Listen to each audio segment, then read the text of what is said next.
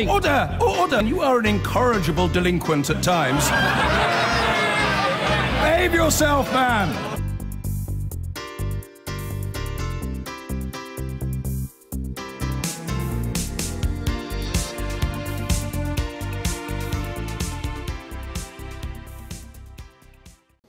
The Chancellor, Philip Hammond, has attacked Jeremy Corbyn at the Conservative Party conference, saying he would destroy economic progress and freedom, and described Labour as having been taken hostage by a clique of hard-left infiltrators. He also called for a careful and cautious negotiation of the UK's withdrawal from the EU and warned it won't be easy. From Manchester, here's our political editor, Laura Koonsberg. You might not have thought they'd need the extra champagne this year. The fizz went flat for the Tories after the election. Is austerity dead, Chancellor? Before then, they hardly knew they'd have to really take their enemies on. Now, if they're sure of one thing, it's that with Jeremy Corbyn in the ascendance, they need to fight. He is a clear and present danger to our prosperity. By abandoning market economics, Corbyn's Labour has abandoned the aspirations of ordinary working people, and we must be the party which picks them up and delivers on them. Attack after attack on Labour and pushback to those who suggest the way the country does business is done. Our economy is not broken, it is fundamentally strong. And while no one suggests a market economy is perfect, it is the best system yet designed for making people steadily better off over time and underpinning strong and sustainable public services for everyone. And with the government's differences over how we leave the EU, a barely masked plea. We must not downplay the difficulties nor underestimate the complexities. This will be one of the most challenging tasks ever undertaken by a peacetime government in this country. But with focus and determination and unity, we will succeed. Who could he have been talking about? Go for it, Boris! The man who's the talk of the conference bars. The Foreign Secretary who, whether he means it or not, after sharing rather too many of his views, is making his colleagues cross. My predecessor just needs to keep his mouth shut. Would you have sacked him? Well, I think that he will be sacked by the public. But is the Tories' political joker really that funny anymore? Is he a good comedian? He's funnier than me, but that ain't hard.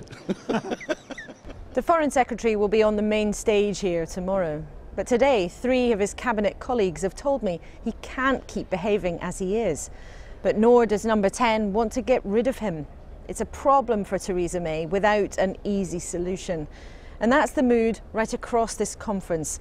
The Tories know broadly there's something wrong, but they don't agree on how to fix it. And even their natural supporters fear there's something missing. Strong on diagnosis, but rather less strong on action. And what we need now, given the challenges facing the economy, is a real focus on big ideas for the future direction of the economy. And long-time Tories say the party has to get its act together now. They need to completely review how they do business. Get behind Theresa May, certainly through all the Brexit negotiations. It's not easy.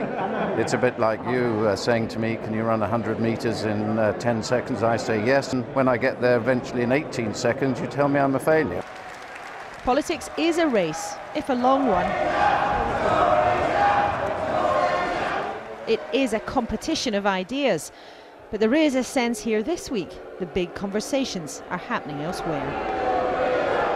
Laura Koonsberg, BBC News, Manchester. The Chancellor used his party conference speech today to attack Labour leader Jeremy Corbyn. Philip Hammond accused him of being a clear and present danger to prosperity and branded him a dinosaur. But there was plenty of criticism of the Chancellor too from delegates and business leaders who want more action. From the conference in Manchester, here's our political correspondent, Carl Dinnan. Today was the Chancellor's turn to try to rev up the Tories. He says he's enjoying it. It's great. Nice to be in Manchester. He certainly got stuck into Labour with a degree of relish. Conference, the hard left are preying on people's worries, manipulating their fears, luring them with false promises. It is a wicked and cynical business, offering superficially simple solutions to complex challenges. He also announced another £10 billion to help people get on the housing ladder.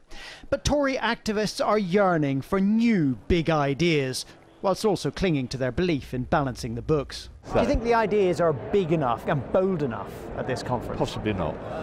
I think perhaps we did need some more groundbreaking ideas, but we're still sort of looking to be in the sensible area. I think we've got to be realistic with the funds that we've got. We don't want to overspend because we'll end up going backwards. They're not short of ideas, but they are short of money. Amongst the party's big thinkers, there is disagreement about the problem the election has posed them. There was a loud message about a different model of balancing the books. People are exhausted by the idea of ongoing, constant, eternal public sector austerity. I don't think it's tiredness with austerity that was the problem. I think we had an uninspired election manifesto and a poor campaign. Businesses don't feel the level of inspiration has picked up much. We do need some more big ideas, we need more clarity. Businesses are crying out for a vision for the future, and we didn't quite see enough of that today. So where might business and the party look for new ideas? Here we go. Well, maybe. But Boris Johnson has a destabilising effect around here. Oh. And although Tories want strong ideas, they want stable leadership too. Carl Dinnan, ITV News, Manchester. Well, welcome to Manchester, and this conference has begun, but it's been overshadowed by Boris Johnson and his potential leadership ambitions. Nobody's unsackable, warned the Chancellor this morning, as the party tried to drag attention back to the policies and their efforts to win over young voters. Our political editor Gary Gibbon is with me now. Gary, how would you characterise the atmosphere here? I think an awful lot of activists that I've met are in shock still from the general election, haven't quite processed it, haven't quite absorbed it, aren't sure what to take away from all of that. I think one of my other impressions is quite often, not always, but sometimes when you look around and you see Theresa May pass by, there's not really an aura around a leader or prime minister at a conference like this. But I've watched quite a few occasions when people sort of look over, spot her there, and then carry on the conversation they were having. And it's very striking that. I think what a lot of the activists are looking for is answers to the question, what on earth happened there with the election? Well, part of the answer is to do with Theresa May, so that's part of the reason they're probably not in awe of her the way they might be. And they're also looking for messages. What is it that they can take to the Labour Party to make sure that they try to push them back from the gates? And there Philip Hammond, the Chancellor, was trying to help today. He was giving them some messaging, a history lesson, he said, calling the Labour leaders dinosaurs and saying that they'd turned Britain into Venezuela. I don't think even he would say that he was making it clear what the offer is to voters, to pull back voters that have been lost to the Tory party. Here's how the day went here. The tensions of the general election are still being worked through here. Some are still in shock about how the country voted. Are you a party member yourself? Oh, hello. Hello. Are you a party member yourself? Yes, sir, I am. Do you think the party is still in a bit of shock from that election result? I think we are. Had you asked me about 3 months ago, you would have probably found me at the bottom of a whiskey bottle. Having said that... and now I just find you having a stress-busting massage. Well, hey, you know, you got to take them where you can get them, you know. I do feel that there is more to be done, especially for the younger voters like myself, who have seem to have left the Tory party. Here we go. But the government is in the middle of an epic struggle over Brexit. Just at the moment, it's trying to work out how to take on Jeremy Corbyn's Labour Party. The Foreign Secretary will speak tomorrow to allies today through their support behind his red lines on Brexit, delivered at the weekend. Right. If the European Union is still messing around by Christmas and they have not started serious discussions on reciprocal free trade based on recognition of conformity of standards, we give notice on the 1st of January that we will be moving to WTO rules. That's the kind of talk of a walkout from Brexit talks the Chancellor believes is reckless and typical of the breezy approach of Brexit supporters like Boris Johnson. We must not downplay the difficulties nor underestimate the complexities.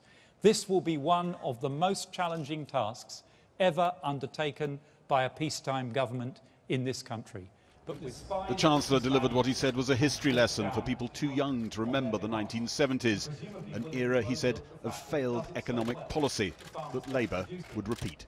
Last week at Brighton, the dinosaurs had broken out of their glass cases, their political DNA apparently uncontaminated by any contact with the reality of 30 years of global economic development, a sort of political version of Jurassic Park. Thank you. There was polite applause that didn't quite see him off the stage.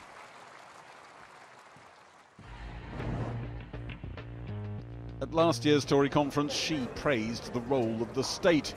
This year, her team is trying to work out the right message on the economy for her big speech on Wednesday. You think you'll actually stay for that speech? I've actually got a business meeting in London. Do you think a lot of people will stay? Doesn't seem to be the same electricity around Theresa May when she walks around. No, and I think that's it. I saw yesterday Ruth Davidson being mobbed for selfies by lots of young people and lots of middle-aged people and lots of old people. And you don't see that happening with the leader? No. It's a bit quiet, isn't it? Where is everyone? It's not quiet.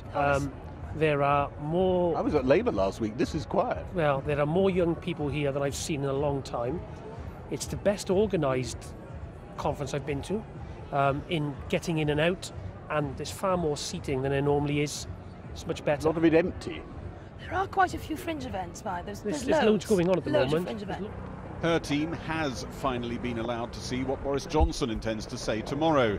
This is no ordinary conference. I've been coming for 44 years. This, by a big margin, is the most extraordinary conference I've ever attended. There's a complete breakdown of collective responsibility, even at the top level of the cabinet. And the party is now absolutely obsessed with internal issues at a time of great economic peril for the country. I think voters may draw their own conclusions. Outside protesters waded in on one pro-Brexit fringe meeting. Ladies and gentlemen, engage and discuss. If your ideas are good, put them forward. But the big internal Tory debate on how close Britain should be to the EU after Brexit, after the transition, is rumbling and could make these scenes look quite peaceful. Gary Gibbon. Well, with me now is the Secretary of State for Transport, Chris Grayling. Chris Grayling, practically all the cabinet ministers today have said that Boris Johnson is unsackable. So why hasn't he been sacked? Well, I think nobody is unsackable, but nobody is actually at this conference about anything else except, first of all, saying we're going to get, and we all want to get, Boris, myself, the whole cabinet, the best possible deal for Britain through the Brexit negotiations. But also this week, we're focusing on the domestic agenda, how we're looking to change the country for the better, and also setting out some of the things we've already done. So this is a business-like conference that is really designed to set out for the country and to rally the troops of our party behind what a very clear mission to carry on the work we've done already and to deliver the slogan of the conference, a country that works for everyone. But there was also a design leading up to this conference, a very important design. Rooted in Florence, the Prime Minister laid out her conditions and what she was going to do. And then almost immediately in the Sun newspaper, you get Boris Johnson setting out 4 principles which clash with the Prime Minister. Well, what we set out at the Florence speech, what why she hasn't set he been out sacked? was I mean, he's broken with her edict. But what she did at the Florence speech was to say to the European Union, to our European partners, look, we want to reach an agreement. We think it's beneficial to all of us to reach an agreement. We're setting out some of the things we believe should be part of that agreement. But now we've got to go through a negotiation process to identify a way forward and a final structure of deal that works for both sides, for the European Union and for ourselves. His big issue is what happens in this so-called transitional period of possibly 2 years, during which he is not prepared to accept that the ECJ, the European Court of Justice, will have any remit at all to look after what we're doing. Look, these are complex issues. Yeah, but the he's first thing done to it. say, She said no. We're going to accept that. He said yes. This is unacceptable. So if you look at that period of time, the first thing to say is that we leave the European Union in 2019, in March 2019. Beyond that, it is what we negotiate as a route to get into what I trust and believe will be a long-term trading partnership and a partnership in other areas like security. Right. Now, of course, there are going to be areas where European law applies. If you're a British business doing business in the European Union... So it's not a red line for you, but it is for Boris Johnson. Well, going forward, I mean, a part of any trade agreement is an acceptance of the regulations that will apply to both sides when they do with business in each other's countries. And, you know, if you're selling a product in the European Union after 2019, there will be European Union laws that you have to conform to, in the same way there are if we sell in the United States through United States laws, or Japan, there are Japanese laws. Nevertheless, even you can see this is disunity, and it is, you have actually got Jacob Rees-Mogg supporting Mr. Johnson, and there is clearly a disagreement and a refusal of the leadership to deal with it. Well, there are a lot of people who are part of the Leave campaign who feel passionately about it, but the thing that unites all of us, Jacob, myself, Boris, the Prime Minister, is we want the best possible arrangement, the best possible deal post-Brexit. We want a strong, forward-looking, dynamic, independent Britain, but we want to be good friends and neighbours and carry on trading with each other. Let me ask you this. I've been to a number of fringes today about Brexiteers, almost exclusively Brexiteers.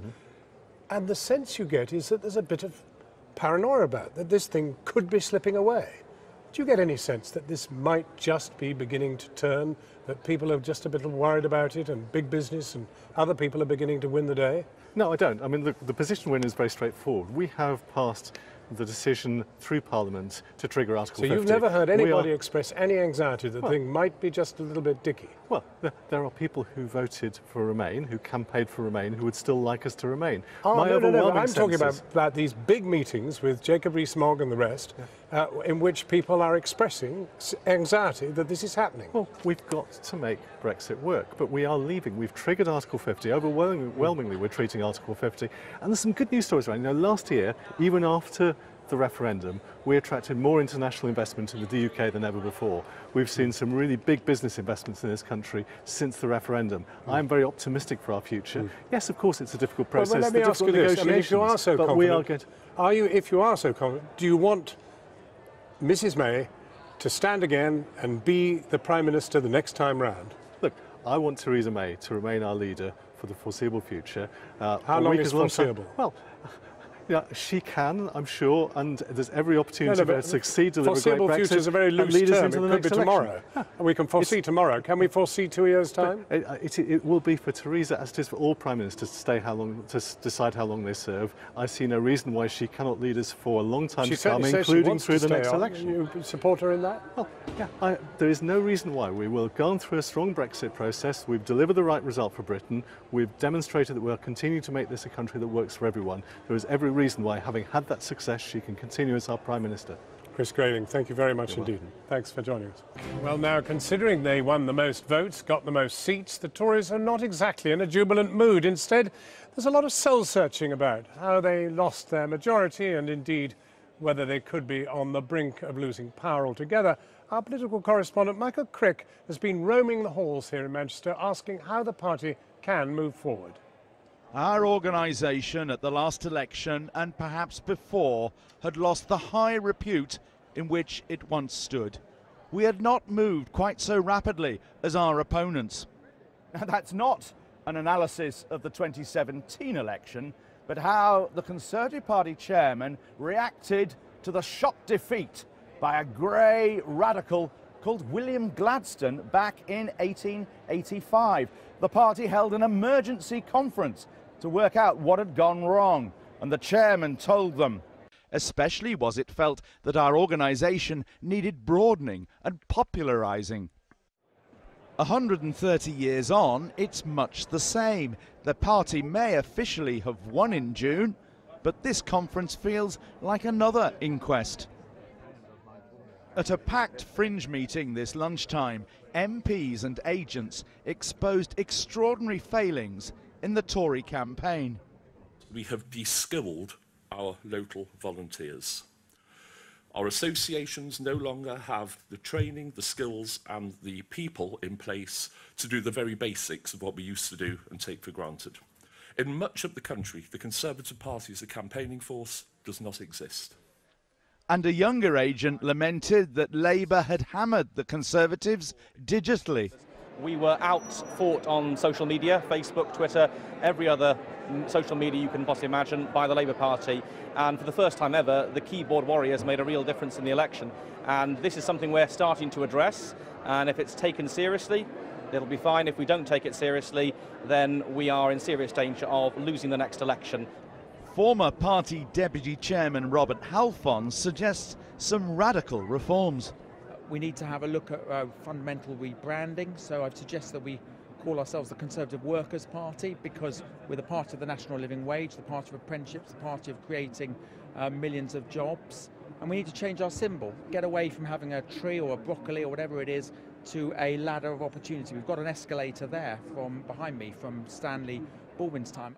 Remarkably, it's many years since the Conservative Conference actually voted on any policy. Members must be given more participation, says this seasoned campaigner. If the party doesn't radically reform itself now, it's going to face oblivion at the next general election. Oblivion? Oblivion. How many seats is oblivion? Going to be wiped out, because Labour has understood that democracy means membership and members having a say in the running of the party. But to win back young people, polls suggest, they must reform and refocus policy too. Well, interestingly, when you ask what issues they want senior politicians to speak more on, health and climate change and education were the top three. And from 18 to 28-year-olds, climate change was the #1 issue. Just 3 months after their 1886 crisis conference, the Tories won an election and reigned for another 6 years. Bouncing back this time may not be so easy. Michael Crick reporting. Joining us now, Conservative MPs Antoinette Sandbat and Anna Soubry, and the editor of The Spectator, Fraser Nelson. Anna Soubry, Boris Johnson. There is clearly a unity in the cabinet that he is not unsackable, but he's not been sacked. Well, he should be. Why? Because well, 2 reasons. First of all, as Foreign Secretary, being completely blunt and honest with you, I think largely he has been an embarrassment, and I don't think he has helped our country. And secondly, I think that if Theresa is to survive, and I want her to survive, then she has got to assert her authority. You sent him a and text. Did he respond? No, he didn't respond to my text. I'm quite not at all surprised, of course. I asked him to resign on Saturday evening. It's not particularly a secret. And I like Boris as a person, but I think he's behaved in a way that is just no longer tolerable. If she's to survive, then she needs to assert her authority. She needs people standing shoulder to shoulder, not behind her as Boris says he does. Because everybody thinks, yes, he may be behind her, but what's he got in his hand? Let's leave it on that and ask you, is The Spectator calling for his head? Of course not. I mean, he stands guilty of making the case for Brexit, making the case for conservatism. He has been making the case for very much recently, because he thinks anytime he says anything, he gets accused of plotting. But right now, all we have is him talking about what he's supposed to be talking about, the foreign policy of the United Kingdom. So you're effectively saying he's a better leader than... No, I'm just saying he's doing better foreign secretary than he was being a month ago when he wasn't saying a thing. We need to hear more from Boris. No. He does have a large constituency out there, I'm afraid to say. And I would never vote for him, but you know... I'm going to have to come in here and help us all. Well, I think the job of a foreign secretary is to roll the pitch for the Prime Minister and to effectively to come up with red lines that are not red lines that have been agreed in the Cabinet is not helpful. And I think he should do the honourable thing. And if he cannot deal with Cabinet collective responsibility, he ought to resign his post. Well, now, you're an observer of these things. Do they speak for the party? No, I don't think so. I mean, to lose the Foreign Secretary now, you don't want to give the impression of a government that's falling apart. And also, but as you said yourself, he's not been much of a Foreign Secretary. He was as silent as the grave for 6 or 8 weeks. And now he's speaking up, and it's a vast improvement. No, and when people, that's the thing. All Boris does is talk about Boris. This is all about Boris. He spoke about Europe in ways you disapproved of, but he was still talking about Europe. He consistently undermines what the Prime Minister says. It's pretty difficult. To take an example of him actually undermining her. But when politicians talk, they might not always agree letter by letter, but it doesn't mean to say... Excuse me, he is a member of the Cabinet. He knew what she was going to say in her Florence speech. He wrote a piece for the Daily Telegraph, 4,000 words, deliberately to undermine her. She gives her speech in Florence, And what does he do this weekend? He comes out with his red lines. Do forgive me, people are not interested in Boris Johnson's red lines. They want us to get on and govern. We are paid to govern. Let's get on with it. Let's support Theresa in the job she's doing. Stand shoulder to shoulder or roll the pitch, as Antoinette rightly says. He's a troublemaker, and it's all about Boris, and people are fed up with it. Right, not just in the party, but out in the real world Let's as well. park Boris for a moment, although he's unparkable. And ask you, Antoinette, what does the party have to do? I mean, the atmosphere here is, let's face it, damp. People have still got tears drying on their cheeks. Well, I've had a really positive atmosphere. I've been out on some fringes, and we've been talking about the industrial revolution, the digital age. So they've got over the awful mess up of calling an election that wasn't needed. That wasn't mentioned once in the fringe that I was at, and actually I think there are some really exciting policy ideas that are out there. Exciting enough to lure young people? I think so, but I definitely think we need to go out and make the case, and we need to go into primary schools, we need to go into secondary schools, and we need to make the case for conservatism now. Fraser, you're a young person. I was once, but I tell you, there is not much really to excite young people or even older people. Right? The problem with the Conservative offering is that it isn't very exciting. All the Tory party said at the last election was, look at Jeremy Corbyn, isn't he awful? It turns out that was not really enough to win a majority. OK, well, so excite us, Anna Soubry. Oh, don't get me going. I mean, I agree with you, and there is so much to be done, whether it's in the NHS, whether it's looking, of course, at business, and also, of course, on housing, and how we can build the houses that we desperately need. There's so much to be done, and actually there's a huge wealth of talent in the Conservative Party that can deliver that. Now, Theresa now needs to do is have a good reshuffle, bring on the brilliant new talent, we see some of it here this evening, regenerate her government and strengthen her position. On that note, I'm afraid we must leave it, but thank you all three very, very warmly for coming in. Well, if you've been waiting on tenterhooks for Conservative Party conference, your purgatory is over. Evan Davis is there in Manchester waiting to take it away. Mark, a very good evening from Manchester. And what is one of the strangest Conservative Party conferences for quite a while? It's not just the news from elsewhere that has changed the atmosphere. There's a gaping great hole in the soul of the party here. A drift in direction, a lack of confidence in itself. It almost has the feel of a party yearning for renewal as it enters a period of opposition, except it's in government. One sign of that is the lack of buzz. Now have a look at this picture of the auditorium. This is when Chris Grading, Transport Secretary, was addressing the hall. And as you can see, it's really not very full at all. And the sidelines of the conference, perhaps less humming with creative conversations about new ideas, more preoccupied with leadership gossip. But that's enough about Boris Johnson. Apart from him, the two things that dominate are Brexit, of course, and also Jeremy Corbyn, who on anything other than Brexit is giving the Tories a run for their money. Our political editor Nick Watt has been monitoring the mood.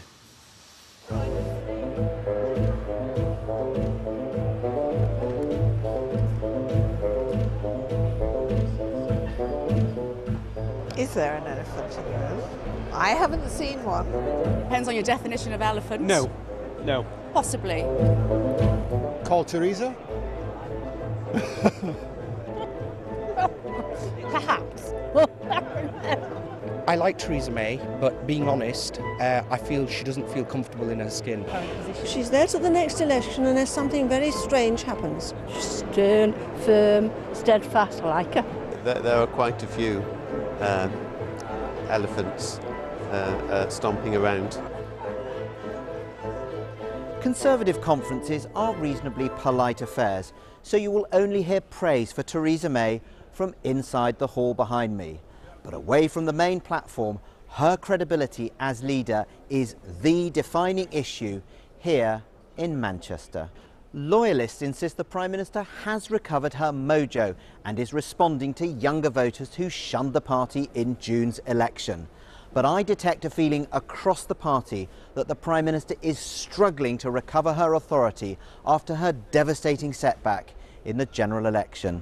I'm really desperate to see Theresa May go out there and say, OK, got it wrong with the election, then she can move on from that and say, This is the kind of Britain that I want to build. And that's not just about a country that works for everyone. Of course, we all want to. It's about where our destiny lies. If you want to know why a Boris article, with a few words different, picks up so much interest, it's because he gives the country some vision, some view, some idea. Grant Shapps is one of a number of Tory MPs challenging Theresa May's assertion in recent days that she will fight the next general election.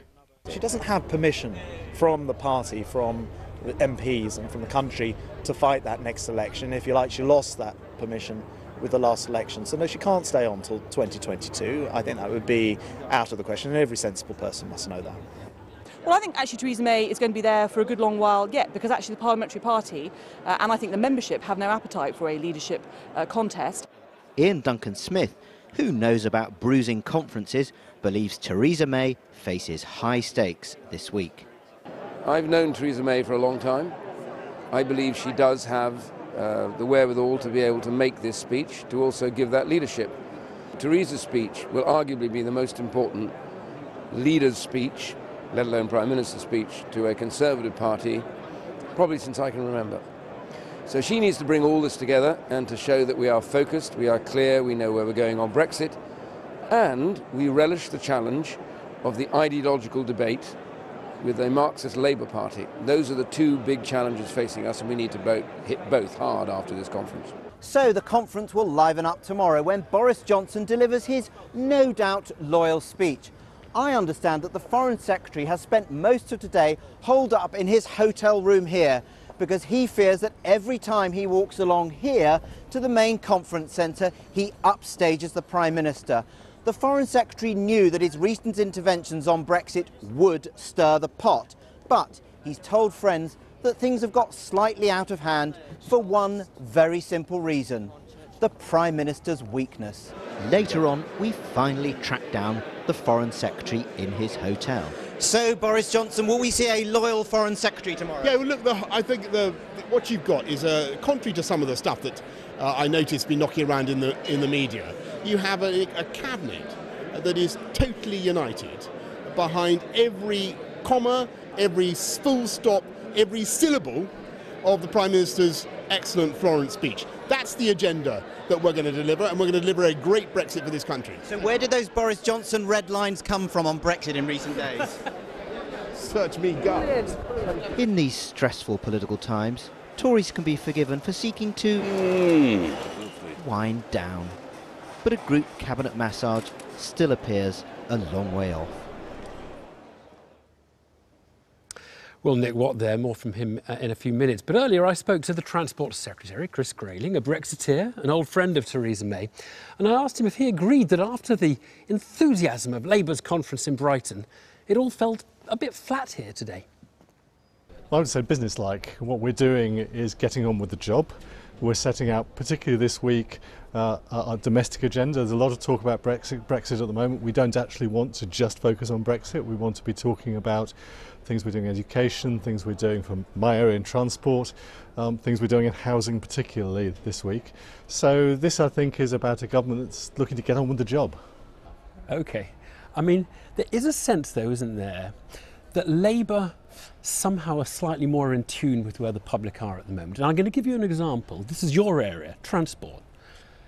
Poll last week, populist poll for the Gartham Institute, 65%, two-thirds of Tory voters think we should nationalise the railways. The key question around this is, if you're a young person thinking about your future, in what world do you think that we will attract investment to the United Kingdom, that will have major companies working here, there will be jobs in high technology, if we have a government that's simply going to confiscate assets from business? It's so interesting because you're doing them down, and yet Jeremy Corbyn is stalking these blue-lined halls here, and we see it in your big policy announcement today over the weekend on student fees, reforming student fees, which everybody says is conceding that he was onto something in the general election campaign. Basically, you've admitted to students you were wrong and he was right, haven't you? But then what do you want from a government? Surely everyone would expect a government, a political party like ours, to listen. and to understand that there are genuine concerns. We've had to take tough decisions around things like student fees. We're listening now and recognising that we need to do more for students, but also I think we also need to remind students that back in 2010, when we took over from Labour, I was Employment Minister. Youth unemployment was nearly 1 million. We had unemployment of 2.5 million and rising. And I used to talk to groups of sixth formers and college students with trepidation about their future prospects. Today, 7 years later, if you're leaving school, you're leaving college, you're leaving university, your job prospects are vastly, vastly better than they were when we took over from Labour. Let's talk about Brexit and how it's going. You and I sat and we chatted about 3 months ago. You didn't think a transition was necessary. You said it may happen, it may not happen. Are you, as a keen Brexiteer, are you very comfortable with the Brexit transition? Look, I'm relaxed. We are going to leave the European Union at the end of March 2019. We've triggered Article 50 overwhelmingly with the support of the vast, vast majority of members of Parliament in the wake of the referendum result, so we're going to leave. If there is a period, and we're looking to secure and to agree, because it's a mutual benefit to do so, a long-term trading arrangement with the European Union. We are, after all, their biggest export market. If there is a period of time for those arrangements to be put in place after we have left, as part of that agreement, I'm completely relaxed about that. Can I ask, because the Cabinet sat down before Theresa May went to Florence to give her sort of update speech on government thinking. Did the Cabinet agree a position on whether, during the transition, we would be subject to European Court of Justice jurisdiction? Well, these are very complex issues. In some areas, I'm not asking you to give me the decision. I'm saying, did you agree a position on that? Well, we've discussed the approach that we're going to take. We've also decided the approach we're going to take within negotiations. We do not intend to have the European Court of Justice making laws for us after we've left the European Union. So that's in 2019. You're not expecting the ECJ to have any governance over us? Inevitably, if British businesses are selling in the European Union, then they will be subject to European laws. And if they get caught up in court cases, they will be subject to European laws. But that's a very different situation to what's happening here. I'm asking whether you agreed it, because and these often sound like you're dancing on the head of a pin things, but they often come right down to whether the government is aligned on this issue. Yes. Theresa May in Florence said, access to one another's market should not be on current terms. The existing structure of EU rules and regulations would apply. Now that implies to me, ECJ, as it is at the moment, is the arbiter over what's allowed and what isn't allowed. And that doesn't, is that agreed? Is that, have you all signed up So what she also said in her speech was that during that period our courts could take into account what judgments had made in the European Court of Justice, and that's very important. The ECJ won't be running, because I think you'll have a hard job selling that to the Europeans, by the way. Well, they think if you're in the single market for that period, the ECJ is has the final word. But these are the issues we have to negotiate, and you have to remember, Evan, we are their biggest export market. It's in their interest that we reach an agreement, and these are details that we need to work through. We've got to do the right thing by the British public. But has the Cabinet agreed a position on what the final negotiating line is? Because it sounds like you're saying no ECJ during the transition. And well, what I'm saying is that European laws are bound to continue to affect British businesses who are trading in the European Union. And this is part of any trade arrangement. You reach agreement on the rules that will apply and the rules that don't. I think they're going to take a completely stronger line. You know, the ECJ is the ECJ. So let's see how the negotiations work. So you're putting it down.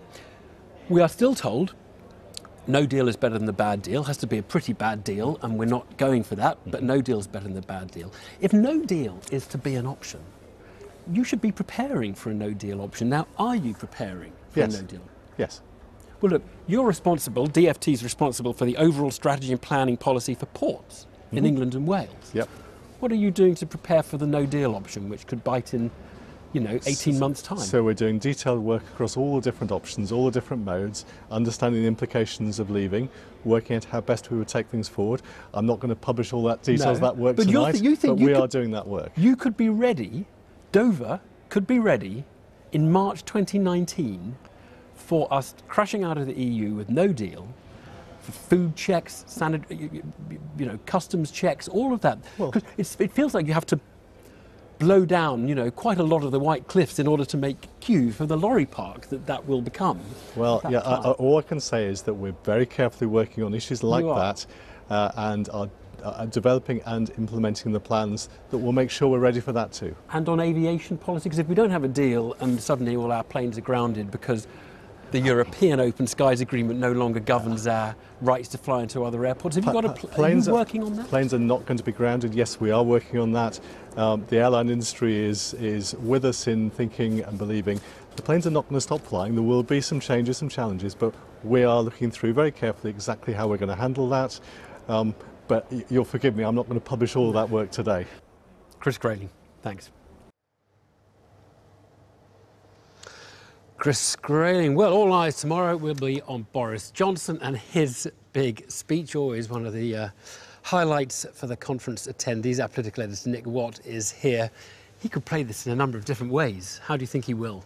Well, the Brexiteers are out in force tomorrow, culminating that speech, you say, by Boris Johnson. Now, you saw from my brief chat with him that he's in total agreement with the Prime Minister, and it feels to me that we won't be hearing about those Boris Johnson Brexit red lines, because, of course, who knew where they came from? But as I understand it, the mood music will very much be in line with his recent interventions on Brexit. And that is to say, this government should be focusing on the positive vision of Brexit. Brexit will liberate the UK, he says. And too many government ministers, do I hear the name Philip Hammond? They're focusing on how negative Brexit is. Let's be positive. Now, I was speaking to one ally on that point about wanting to stick with the sort of optics, and this person said to me, we've marched this far up the hill. Do you really think we're going to march all the way down again? One thing I'm told he's very pleased with is a joke about George Osborne, which is quite interesting because, of course, George Osborne is no joking matter in Downing Street. Right, and he's not here.